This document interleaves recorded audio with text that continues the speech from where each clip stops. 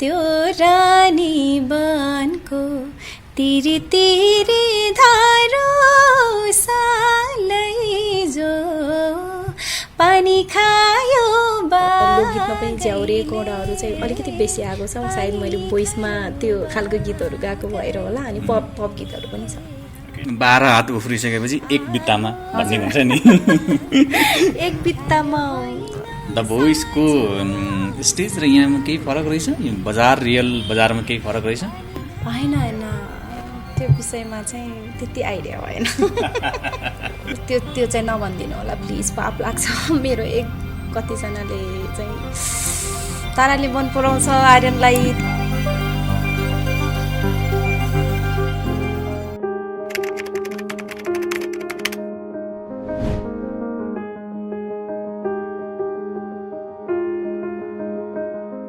दर्शक नमस्कार, यहाँलाई स्वागत छ इन्टरटेन नेपालमा। म हुँ प्रभात र आज चाहिँ finally the voice of Nepal season 3 की उपविजेता फर्स्ट रनरअप ताराश्री मगर हुनुहुन्छ।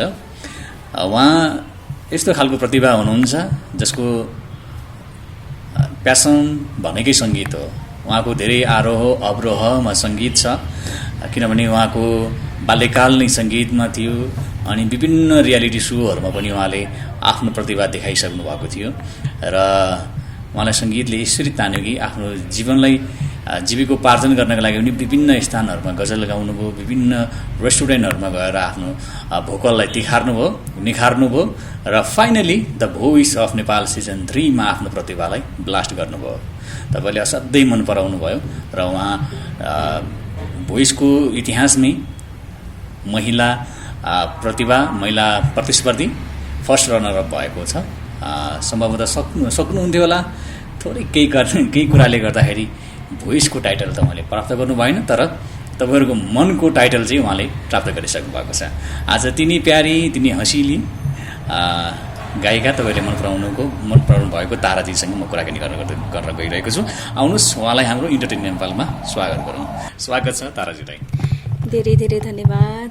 इन्टरटेन नेपाल हेरिरहनुहुने सबैजना दर्शक श्रोताहरूलाई नमस्कार। म ताराश्री मगरको तर्फबाट र यहाँलाई पनि धेरै धेरै धन्यवाद। के छ ठ्याक्कै व्यस्तता के? मैले देखिरहेको छु त्यहाँ बुके पनि देखिरहेको छु, तपाईँलाई सम्मान पत्र पनि देखिरहेको छु। हजुर, एउटा सानो सम्मान प्रोग्रामबाट चाहिँ आउँदै थिएँ, ठ्याक्कै हजुरहरूसँग भेट भयो। कतिको बिजी हुनुहुन्छ यस्तै कार्यक्रमहरूमा? हजुर के छ? हजुर, सानो सानो सम्मान कार्यक्रमहरू भइरहेको छ, अनि त्यो साथसाथै रेकर्डिङहरू पनि भइरहेको छ। त्यही हो। अनि फाटोफुटो इन्टरभ्यूहरू पनि भइरहेको छ। ठ्याक्कै सम्मान चाहिँ कस्तो खालको समूहले कसरी गर्नुहुन्छ तपाईँलाई सम्मान चाहिँ? के भनेर चाहिँ उहाँहरूको चाहिँ खासमा माया के रहेछ उहाँहरूको चाहिँ? सम्मान चाहिँ कस्तो भन्दाखेरि एउटा भोइसको इतिहासमा पहिलोचोटि लेडिज फाइनलिस्ट पुगेको एउटा त्यो खुसियालीमा चाहिँ त्यो खालको सम्मान गर्नुभएको छ। मेरो मगर समुदाय मात्रै नभइकन सबै समुदायको मान्छेले मलाई एकदमै साथ दिनुभएको छ, माया गर्नुभएको छ, अनि सम्मान गरिदिनु भएको छ। एकदमै खुसी छु त्यसमा चाहिँ। आज चाहिँ म लिम्बू समाजको सम्मान थापेर आउँदैछु। के छ अब गीत कतिवटा जति रेकर्ड गर्नुभयो अहिलेसम्म? भोइस पछि मैले अलिकति ढिलो चाहिँ रेकर्ड सुरु गरेँ, किनकि मलाई रेस्ट त्यति धेरै नपुगेको हिसाबले मेरो स्वास्थ्यले मलाई त्यति राम्रो साथ दिएको थिएन। सो घर आइसकेपछि अलि दिन मैले रेस्ट गरेँ। त्यसपछि सुरु गरेको त्यस्तै 7-8 वटा जति चाहिँ सकिसक्यो। जनरा चाहिँ प्याटर्न चाहिँ कस्तो खालको गीतहरू बढी तपाईँले दिइरहेछन्? अब अहिले चाहिँ लोकदेखि फिल्मी प्याटर्नको सङहरू चाहिँ धेरै आएको छ। रेकर्डिङ भइसक्यो। अनि लोकगीतमा पनि झ्याउरे कोडाहरू चाहिँ अलिकति बेसी आएको छ। सायद मैले भोइसमा त्यो खालको गीतहरू गाएको भएर होला। अनि पप गीतहरू पनि छ। जोस् आफ्टर भोइस तपाईँको यात्रा रमाइलो भइरहेछ? हजुर, रमाइलो भन्नुपर्छ। के भन्नुहुन्छ लास्ट मोमेन्टमा जुन किसिम तपाईँले जित्नुहुन्छ दाबी भन्दा हुँदा? हजुर के भन्नुहुन्छ दर्शकहरूलाई? तपाईँले आफ्नो तर्फबाट त थ्याङ्क्स त भनिसक्नुभयो होला तर पनि हजुर अब मेरो लागि दर्शक श्रोता नै भगवान हुनुहुन्छ होइन उहाँहरूको माया आशीर्वाद साथले नै म फाइनलसम्म पुग्न सफल भएको हुँ र मलाई सेकेन्ड पोजिसनसम्म पुर्याउने पनि उहाँहरू नै हो उहाँहरूको माया साथ सपोर्ट नै हो र अब जितोस् भन्ने त सबैको त्यो इच्छा भएको भएरै मलाई फाइनलसम्म पुर्याउनु भएको हो होइन तर त्यो हुन सकेन त्यसमा पनि मैले सानो मन नगरिदिनु होला भन्न चाहन्छु किनकि टप 12 मा पढ्ने हामी 12 जना विनर नै हो आफ्नो ट्यालेन्टले भन्दा पनि भोटको हिसाबले अगाडि पछाडि हुने हो है त्यसले गर्दा टक्टकी चाहिँ कतिको हुँदो रहेछ किनभने 12 हात उफ्रिसकेपछि एक बित्तामा भन्ने हुन्छ नि एक बित्तामा दुःख त लाग्छ नि अभियसली लाग्छ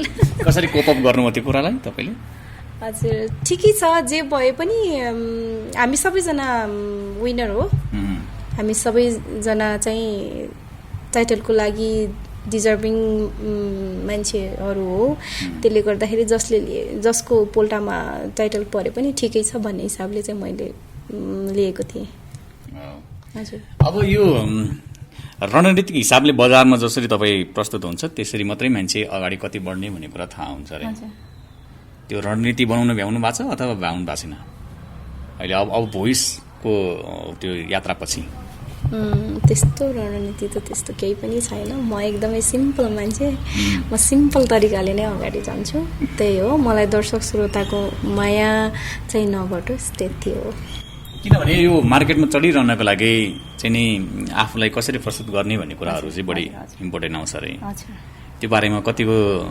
अग्रजहरूको सल्लाह लिइरहनु भएको छ तपाईँले अग्रजहरूको सल्लाह सुझावको कुरा गर्नुपर्दाखेरि चाहिँ द भोइसकै स्टेजमा गाउने गीतहरूदेखि लिएर हरेक कुराहरू मैले सरसल्लाह नगरिकन एक्लै डिसिजनमा चाहिँ मैले कहिले पनि डिसिजन लिइनँ मैले उहाँहरूको सल्लाह लिएरै अगाडि बढेँ अब मैले कोच राजु कोच अनि जति पनि कोचेसहरू हुनुहुन्थ्यो उहाँहरूबाट पनि मैले धेरै कुराहरू सिक्ने मौका पाएँ जसरी मैले कोच राजु अनि हाम्रो एडभाइजर बबी लामा दाई हुनुहुन्छ उहाँहरू त मेरो लागि कोच र एडभाइजर भन्दा पनि मेरो एकदम नजिकको अभिभावक हुनुहुन्छ उहाँहरूले धेरै कोर्डिनेट गर्नुभएको थियो धेरै कुराहरू यसरी गर्ने यो गर्ने त्यो गर्ने भनेर सिकाउनु भएको थियो त्यो बाहेक बाहिरको अग्रज दाजु दिदीहरूलाई पनि मैले सल्लाह लिइरहन्थेँ अनि अहिले पनि लिइराखेको छु अब कुन तरिकाले चाहिँ अगाडि बढ्दाखेरि चाहिँ ठिक होला मेरो लागि बेस्ट होला भन्दाखेरि उहाँहरूले सजेस्ट गरिराख्नु भएको छ यो 6-7वटा गीत गाइसकेपछि के लाग्यो मार्केटमा द भोइसको स्टेज र यहाँमा केही फरक रहेछ यो रियल बजारमा केही फरक रहेछ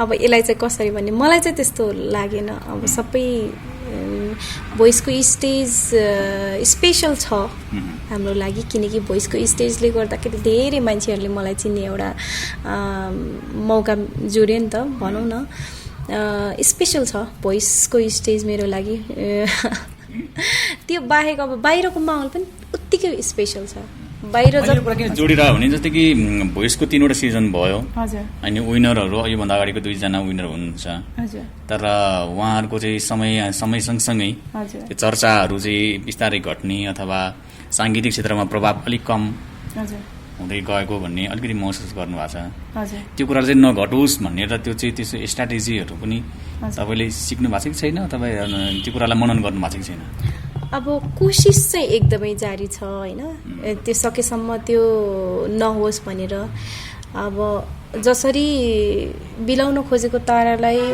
दर्शक श्रोताको मायाले एउटा भोइसको माध्यमबाट चम्किलो तारा बनाउनु भएको छ त्यो तारालाई सकेसम्म हराउन दिने छैन त्यो चाहिँ कोसिसमा एकदम निरन्तर लागिरहनेछु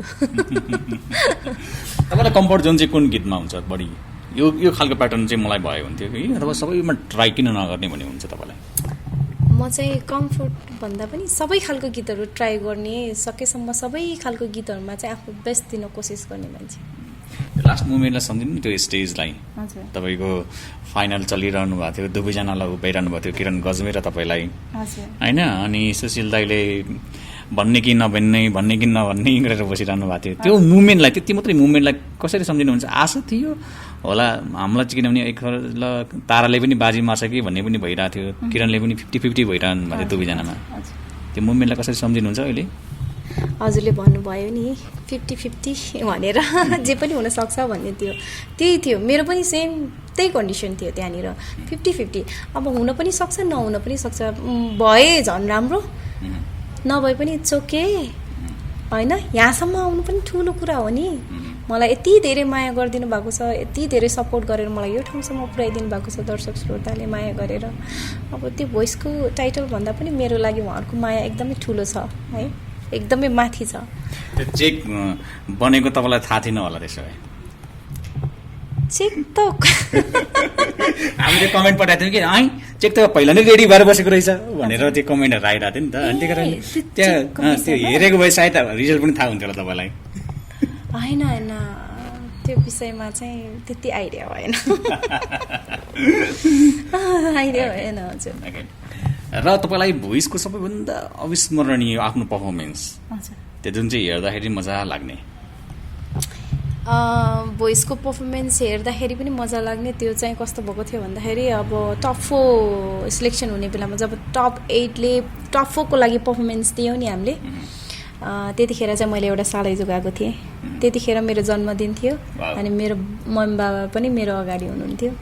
उहाँहरूको अगाडि त्यो सालैजो पर्फर्म गरेर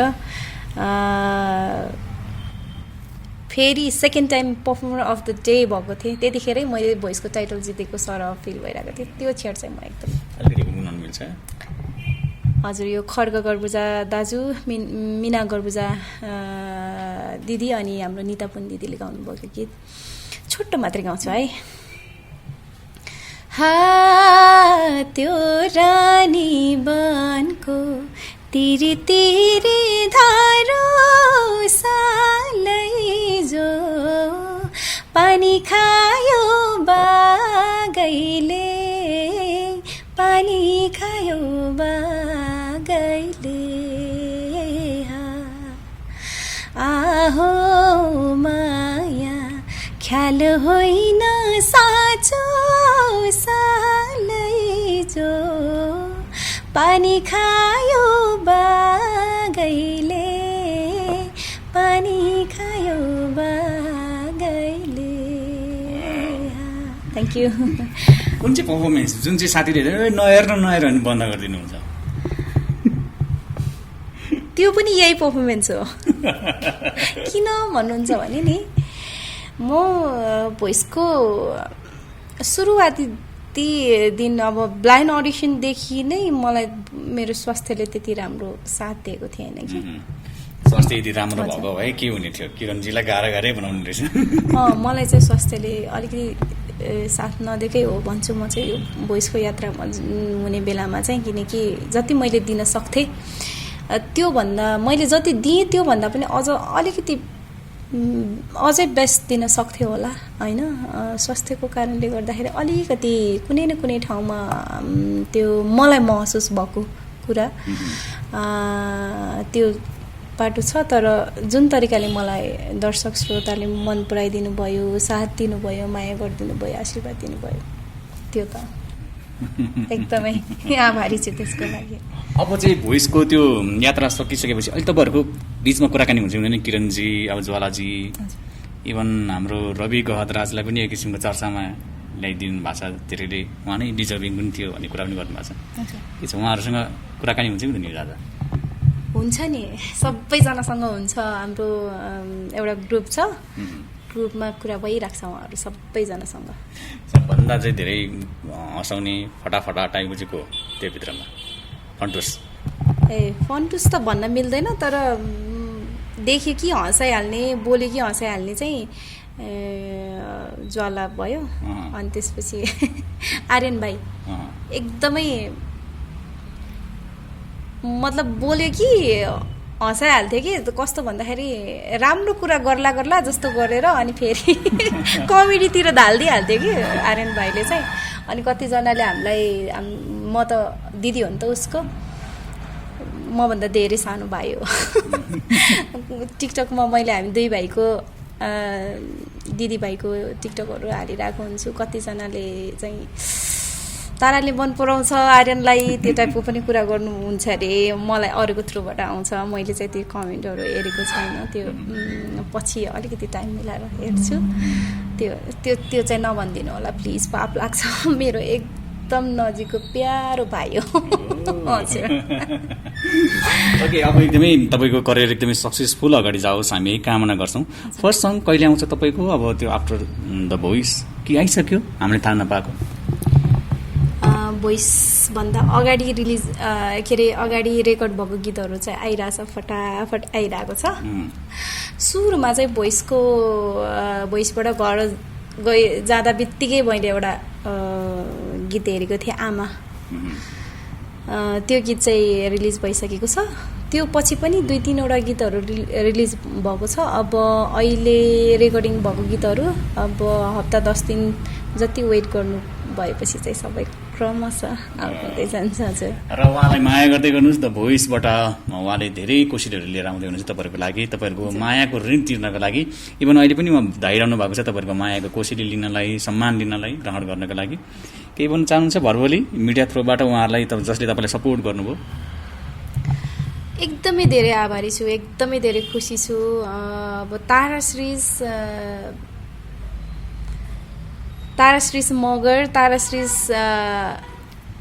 हुनुमा भोइसको माध्यमबाट मलाई जतिजनाले साथ दिनुभएको छ नि, जुन तारा नै साँच्चीकै तारा बनाइदिनु भएको छ नि, यो सबै हाम्रो दर्शक श्रोताको आशीर्वादले हो। उहाँहरू बिना म केही पनि होइन, म केही हुन पनि सक्दिनँ। सो उहाँहरूको माया आशीर्वाद त सधैँ मेरो शिरमाथि रहोस् है। एकदमै आभारी छु, मलाई यति धेरै माया गरिदिनु भयो, यति धेरै सपोर्ट गरिदिनु भयो र मलाई त्यो ठाउँसम्म पुर्याइदिनु भयो। जुन लेभलमा म पहिला थिएँ त्यो लेभलभन्दा कैयौँ ज्यादा माथि पुर्याइदिनु भएको छ। मलाई यसै गरी नै साथ दिनुहोला, सपोर्ट गर्नुहोला, माया गरिदिनुहोला। मेरो आउने अब जति पनि सङ्गीतहरू छ होइन, उहाँहरूको मायालाई नै मध्यनजर गरेर चाहिँ सबै गीतहरू ल्याउने कोसिस गर्नेछु। उहाँहरूलाई सकेसम्म एकदमै खुसी बनाउने कोसिस गर्नेछु। सङ्गीतको माध्यमबाट, एउटा म्युजिकको माध्यमबाट, त्यही हो। ओके, सङ्गीतको आकाशमा यो तारा जति पनि सधैँ चम्किरहोस्, हाम्रो यही कामना छ। थ्याङ्क यू सो मच तपाईँको इम्पोर्टेन्ट समयको लागि। हजुर, धेरै धेरै धन्यवाद। इन्टरटेन नेपाल हेरेर बस्नुहुने सम्पूर्ण दर्शक तथा श्रोताहरूलाई, अनि स्पेसली हजुरलाई पनि धेरै धेरै धन्यवाद। कताबाट खोज्दै यहाँसम्म आइपुग्नु भएछ। थ्याङ्क यू सो मच सबैजनालाई है। Thank you.